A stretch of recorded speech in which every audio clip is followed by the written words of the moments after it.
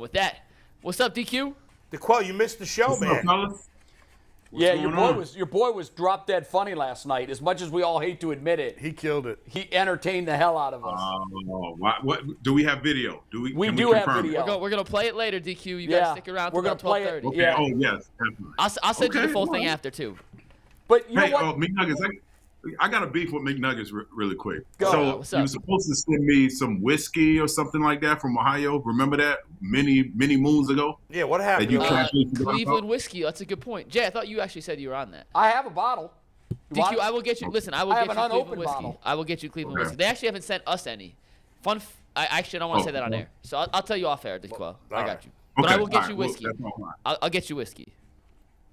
It's never so good. Have you guys? I'm sorry, man. I can't stop seeing this video in my head on repeat. And Jay, I think you brought it up when LeBron got the record and AD was sitting and not clapping when the entire stadium was, taking in a moment of history, and somehow he was in his feelings. Is that not the most selfish thing I've ever? That's the most selfish thing I've ever seen. Yeah. I've never seen anything like it. I've seen teammates fight in dugouts. Yeah. On sidelines. But I've never seen such a passive-aggressive diss of a teammate. Right. And, he had to know that it was going to be recorded. Absolutely. Passed on. Everyone has their phones out. Yes. Everyone is standing up, and he's just not in tune to what's going on in front of him. When everyone in the stadium showed up to see this moment. Yeah. And right now, he knows what's happening. And it's just very nonchalant, which to me, it's a lot more going on in terms of I agree. I think they're at code red. Well, that DQ, I was going to ask you that. Being someone in the locker room, what does that tell you about the relationship and the toxicity level right now? LeBron's seen it.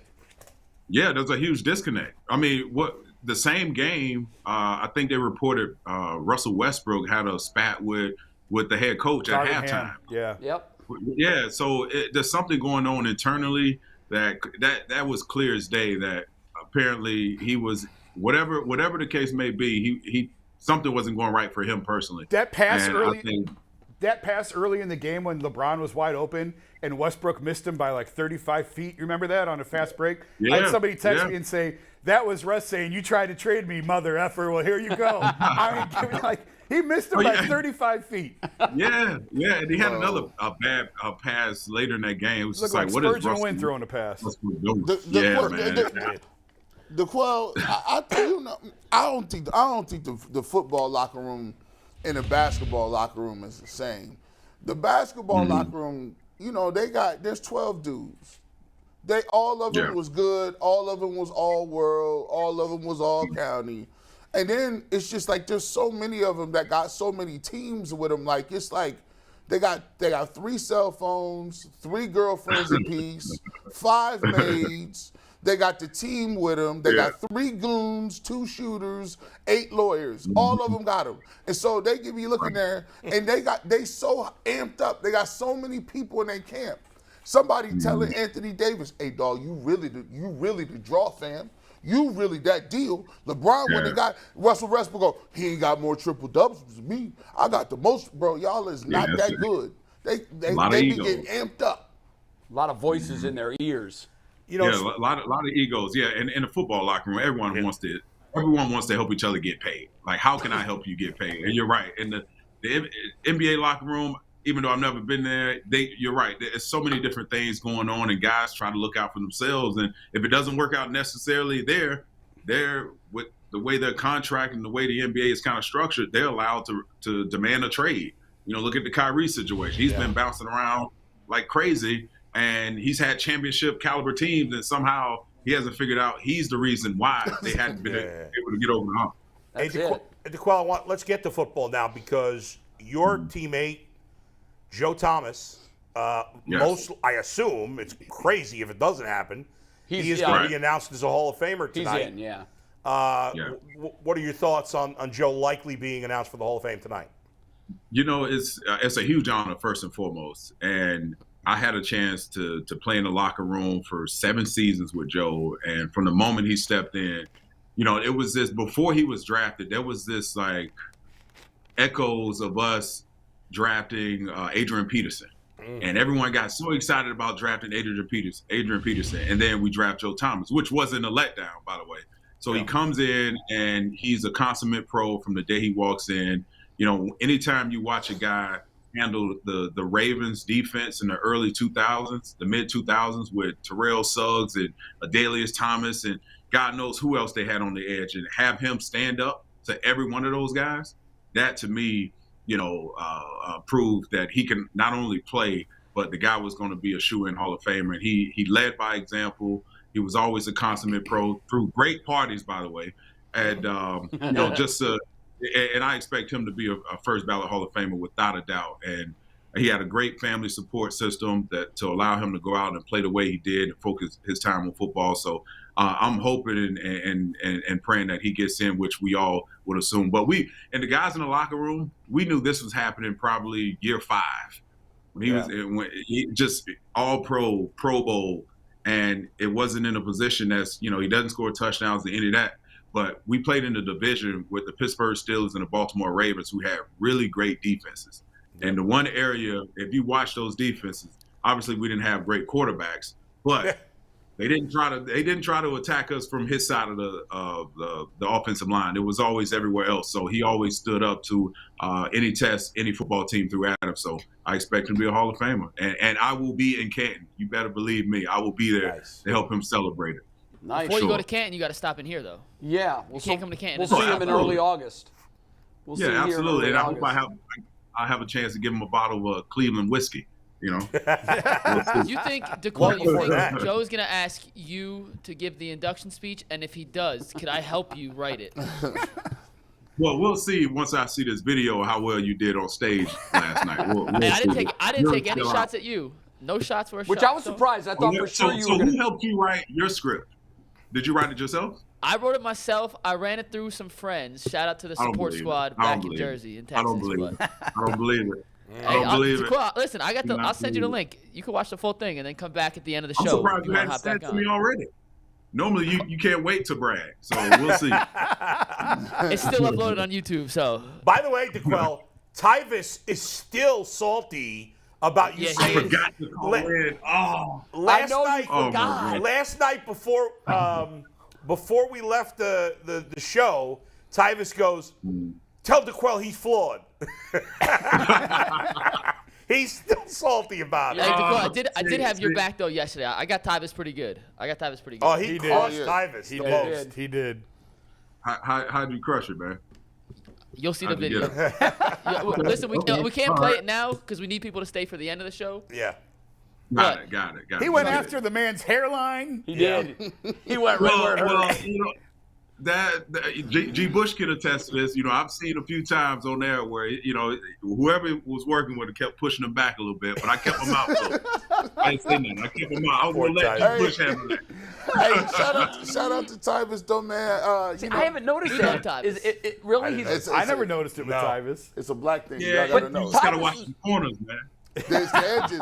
DC, yeah, we got our own rulers. We can hit somebody up and be like, hold on. They haven't been enough locker rooms. That's the difference. Hey, listen. Yeah, listen, I know I don't have any hair, but I know what a good lineup looks like. But he gave us some great stuff, though, man. We allowed to wear hats because of Tyvis. That's true. Hey, DeQuell, you might know this. You know Jerome Bettis well. I worked with Jerome for years. I always used to say, bro, you're like a geometry project. Like, his was so razor straight, and then the angles, you could take a protractor and it would be the same on both sides, and then his beard lines, I mean, it was just all straight lines. And there'd be times we were doing a segment together and I wasn't even hearing what he was saying. I was just looking at his hairline and all. I'm like, damn, what is going on there? It looks like it's been painted on. No, it was. It was. Well, now I know it was. Now you had that Beijing. You had that tomfoolery. He was like, hold on. Jalen Rose is another one. Hey, Jalen, I was Jalen wears the fake glasses, too. I said, man, your joints is. Yeah, listen, you look like you got lined up with a samurai sword. But you remember the Boozer back in the day? He had literally paint on his beard. Yeah, Who did that? Terrible. Carlos Boozer. I'll get a picture. Oh, Carlos Boozer was the worst. Yeah. God. That's probably the worst I've ever seen. I actually think they amnestied him because of that. I think they just said you got to go. That's unacceptable. You got grease all in the basketball. We don't have bad hairline. the towel boys coming up there Wiping down like the balls. that ain't coming out. What's wrong with these dogs? Well, Oh man.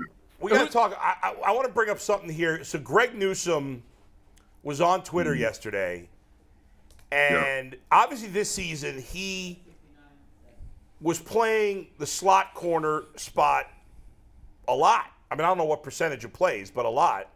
Yeah. And the year before he didn't. Obviously, they brought in Emerson. They moved him to the slot. So there was some statistic that somebody put up, and he was top 5, and he's like, hey, everybody said I had a bad year, blah, blah. He's kind of talking trash. Okay, fine. But then some fan asked him, are you okay with playing slot corner again this year? And he just responded to it and said, no, that's it. Did you see that? Yeah.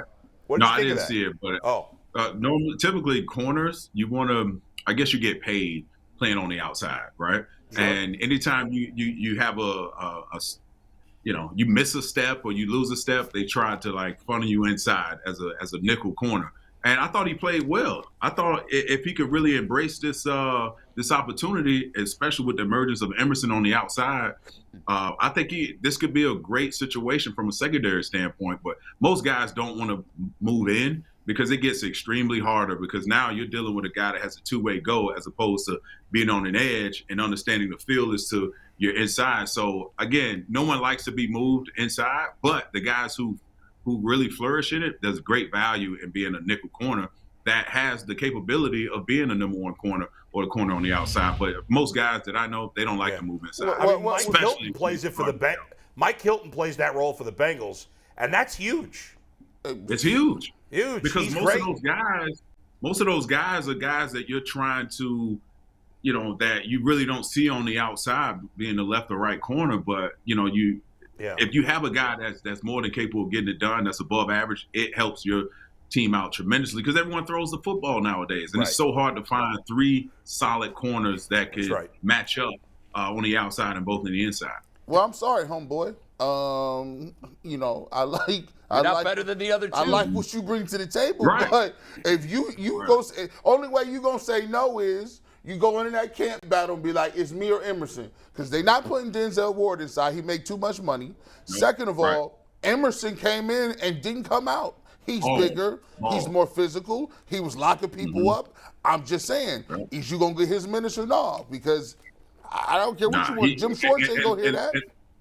Right, unless he comes in and he just blows everyone away. But who's going to play in front of Emerson? He's too big. Right. He doesn't have the body type to play in the inside. Nope. He's an outside corner, and he's played well. He's contested. I mean, and they're not moving. They're not moving Denzel either. No chance. Right. So he doesn't have a shot. He's going to have to embrace it, or you know what? Well, my fear was, he's going to not show up to camp. He's not good enough to do that either. He hasn't established himself to no, but he didn't just say no bull. He said capital N, capital O. I mean, which I just hate to see that because, I don't know, man. Be a team guy, we need the right attitude. Jim Schwartz will handle all of that. All right, good. And if he will. He's like, listen, well, show me you can do it. He's going to have a no nonsense attitude.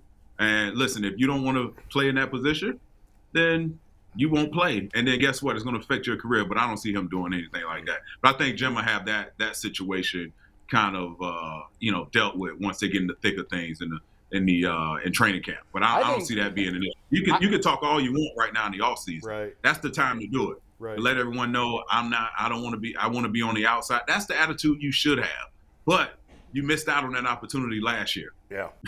Good point. DeQuell, is there any correlation with David Njoku wanting out after they brought in all those tight ends and asking for a trade, and Kevin being able to convince him to come back, and now look where Njoku is?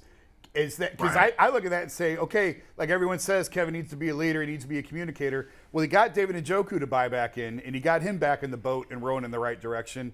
Is this another instance with Greg where he may have to do that? Yeah, listen, you're the head coach, you're the CEO. That's why you have to be able to delegate and kind of, take care of these undercurring, themes that's going on throughout the locker room and making sure every guy feels confident and bought into the system. Because if you don't, this team, again, that was our biggest gripe on Kevin Stefanski last season. Can he manage the football team? And this is part of his job responsibility. He's got to be able to, especially the guys under contract, especially the guys that can come in and help you, that you're going to have to rely on. And I'm one of those guys, I've given him a pass because of what he did with Jacoby Brissett. He got the best out of him. Absolutely. And so, again, Kevin Stefanski is going to have to figure this out somehow, some way. And it's going to start right now. You can't wait until the season starts to figure out, what guys' wants and needs are. You need to figure that out right now, so you can anticipate how to get these guys involved and how to make them feel happy about showing up to work. Well, McNuggets just put up Jacoby Brissett stats. We know he had a good year for the Browns last year. I think he's going to be able, at the very least, to compete for a starting job somewhere else. But if you're the Browns, do you try to make it a priority to bring him back as your backup? Or do you say, like, hey, somebody's going to pay him more money to potentially be a starter? We can't do it. What do you think? I keep him in the building unless someone makes a trade offer that you cannot refuse. Well, he's a free agent. He's a free agent. You're right. Yeah. You're right. No, I would have a concerted effort to bring him back. But I don't think he would want to come back. You would have to overpay him to be a backup. And I only say that because the way he was able to galvanize his offense and those guys trusted in him. And I remember at times last year when he didn't have he was the reason they lost the game towards the end by either throwing an interception or a back costly turnover. He was able to, he held himself accountable. He spoke at after the game and put it on his shoulders. So he has the pulse of this team and the ear of this team. However, it's all a math problem at that point. Is it going to be worth it to overpay for a backup as opposed to addressing some of the issues they have at D-line and linebacker and to strengthen this football team? So it's really tough decisions they're going to have to make moving forward. But I think you keep him in the back pocket to see where he ends up, because I do think he's worthy of being a starter. He's shown he's able to be a starter to one of these teams that desperately need a quarterback. He is a luxury, and there are needs. Sure, and he would be a luxury. But it's funny that you talk about the backup quarterback and the importance of that role. Yeah. Twice in the last couple of years, Kansas City found themselves in a situation in a playoff game where they needed their backup quarterback. He's that guy you never think about until you need him. Right. And I think what Jacoby did prove more than anything is he probably will get a job with one of these other lower-tier teams as a starter, and we just can't afford to pay him. But the importance of having that guy that can come off the bench. You don't want to just have anybody as your backup. No, you don't. It almost seems that the teams like Kansas City has had their backup in that role for so long that there's familiarity there. That's important too. And that is hugely important because who's the backup in Kansas City? The former Michigan quarterback, Chad Henne. Yeah. And the guy's in mothballs for 99% of the time. But and what's he making? He's probably making what, $3 million? Well, I would think his minimum would be higher than that because he's been around so long. But he's not as good as Jacoby Brissett, and so Jacoby's going to make more money. What he does for that, oddly enough, he's important for them. He's come through big in the playoffs twice for them. And now, if you look up the longest, $2 million, by the way. $2 million, wow! Yeah. If you look up the longest drive in Kansas City Chiefs playoff history, it was against the Jags. It was Chad Henne against Jacksonville, and they needed that drive. Right? They were scuffling a little at that point. They were scuffling, and for him to be able to come in that spot, he did it against Cleveland. He broke our hearts. Yep. Unacceptable. With his speedy legs that time. That was disgusting. Yeah. I see that. The obvious answer, Stefanski's going to have to find someone who knows his system to come in and help be a player coach to help expedite Deshaun Watson's, ability to understand this offense. And I'm trying to think in my head who are some of those guys. He was in Minnesota. Well, he had that guy last year. Not this last season, but 2 seasons ago. He brought in the guy from Minnesota who was the backup, Case Keenum. Yeah. And that was a perfect situation where he knew the offense, he knew the verbiage, and played well when we needed him. Sure. I think the offense, it better look different. I think that traditional stuff Kevin Stefanski was running, I don't think they're going to be able to run that this year. I think they're going to have to come in. And Deshaun Watson, they're going to say, look, bro, you like these plays or you like these plays? He'd be like, I like some of these. We'll take some of these. I want to be in a pistol and this. Because, I'm not saying your offense is antiquated. They got a nice offense if I was watching Minnesota and the Golden Gophers or Iowa. They got a nice Iowa playbook. I'm watching these teams on Sunday. They're going to have formations. They're going to have multiple people in motion. I want to see something more like that. I need that. Yeah, I would definitely take a playbook out of the Philadelphia Eagles, especially when you have a guy like Deshaun Watson who's able to use his legs to move the chains. So you take a little bit of everything. And we all talked about it this past season about Kevin Stefanski's kind of lull on offense where there wasn't any creativity at times. Go out and get these quick scat type of receivers so you can run gadget plays and open and widen the field out. So you can be able to run and use not Kareem Hunt, but Nick Chubb. Yeah. So I think you have to be able to grow this offense. You can't run this basic, I'm going to hand the ball off every single time and play action pass and this very vanilla style offense. You need to be able to spread people out and torch them over the top. And also, we know this team will be able to run, but this team he definitely is going to have to get with Deshaun Watson, understand his talent around him to utilize these guys, because you have a tight end who is itching for really a breakout season. You want to use him. He's a mismatch on a lot of linebackers, and you have Amari Cooper, but I do think they're going to have to find someone else to help this offense push the ball down the field in order for this offense to be successful and to run at a high level as we expect them to, especially given the contract that you've given Deshaun Watson and just the everything you poured into him this offseason. It's going to be tricky in terms of wide receiver. At the moment, there's no, they kind of need a wide receiver one. I know Amari Cooper is a wide receiver one. He's not an elite wide receiver, but he's still a top 20 guy, top 30 certainly. Right. But they could use another one. There isn't any ones available in free agency. I think the best wide receiver is Juju Smith-Schuster, who's, fine. I did hear that Keenan Allen might be a cap casualty for the Chargers, but he's getting older. I don't know what he is speed wise. Draft. Draft. It's you got to nail it in the second round. Obviously, I think it's easier. I think it's easier to hit it in the second round though at receiver. It's a deeper pool, and that's true. And they don't go as many as the first round.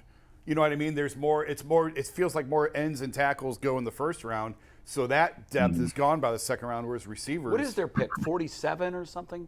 43. 43? 43. You can get a decent pick out of that. It's not horrible. So, yeah. So do you guys, knowing where the Browns are right now, would you take the best available player, or would you go for, obviously, a needed position? Say that again? At pick 23. At the 43rd pick, if you're the Browns, do you take the best available player? Or do you go more to need? Yeah. Bull still thinks that wide receiver is your first address. I think it's interior linemen. But I don't. Which, by the way, I've been reading up about this draft class. It's loaded with inside defensive linemen. Listen. If you're at 43 and there's a defensive lineman that you have graded way above a wide receiver on your draft board, then go. I'm not going to take a wide receiver. Sure. Right. But if it's even, I would personally take the wide receiver because I think you win with offense in the NFL. But gosh, Bull, they were so neglected that position last year. But I think the best teams all have superstars, multiple superstar talents. But isn't part of being this elite quarterback that Watson's supposed to be is making your receivers better? Sure. Okay, that's part of it. When I just look at the position groups and I look at what we have on the inside of the defensive line and what we have as pass catchers, it's not even close. Yeah, I hear you. I just think, you're not going to solve every problem with just this one No, pick, you're not, but you're going to address a major need. It'd be a surprise. What do you think? Where do you think? Yeah, I think you go D-line because you have Njoku, who we spoke about. He could be his usage rate could be a lot more. I think he can be a lot more effective. So True. you can use that to counter Bull's argument in the sense like you have a resounding hole at defensive tackle. And I know I'm a little biased, but you need Myles Garrett needs some help. And I figure on the other side, you can go out and make a trade if possible for one of his old weapons. What's it from Arizona? Right, yeah. DeAndre Cooks. Or Cooks. There are guys available that can help this team. I think you have to, if you have a guy from the D-line standpoint, and it's a slew of these guys out here in this draft, you have to address that situation. You absolutely have. And I thought I read today they just picked up someone on a futures contract. So clearly this is an obvious need for them, approaching this draft. I look at their division. Cincinnati, you just got to deal with it. They got 3 receivers. Right. So they're going to be dealing with these guys that I do think the Bengals might cut Tyler Boyd this year. Just for cap. I mean, they have a lot of cap room, but I think they could cut him for cap room. Wow, I'd be surprised if they did that. I look at the teams that we got. Look, Devontae Adams, they drafted him. They said, let me go out and get me A.J. Brown too. Yeah. I need 2 of them. They said, let me go get a tight end too. I got a tight end. I think you got to have multiple people. What's interesting about the Eagles is the Eagles may have the best collective group of wide receivers, and I think it's unquestionably they have the best group of defensive linemen in the NFL. Mm-hmm. I mean, when you think of probably they just come at you with waves of guys on that defensive line. So everybody's playing fresh. I mean, hell, they had 70 sacks. Yeah. They had 4 guys in double digits. Our number 2 sack guy had 2.5, 3 sacks. Yeah. 3. Taven Bryan. Put some respect on his name. My bad. You're right. You're right. That's so I mean, embarrassing. I've so many GMs have always told me through the years their philosophy of building teams: get a quarterback and get guys that can get after quarterbacks. Yeah, and that's how you win. Yeah, they got to get that. They got to get that too. We've been missing. We've been swinging and missing. Yeah, on we guys. have. We have. missed. So I have All no right, faith that they'll get it right. at DQ, real 43. quick, Super Bowl pick. Who wins? 1 sentence. Man, Eagles. I'm changing my pick. Everybody I'm going picking the Eagles. Eagles. Everybody. Picking Not Eagles. going We're making our picks I They just want have a Chiefs. better. They just have a better overall team, and plus, I don't know how healthy some of Patrick Mahomes' receivers will Yeah, be. they're dinged. He's hobbling into it, so the Eagles they found magic in a bottle this year. I got to ride with the hot hand. All right. All right, Thanks, DQ. DQ. Thanks, bro. buddy. We'll Check talk your phone, next week. DeQuell.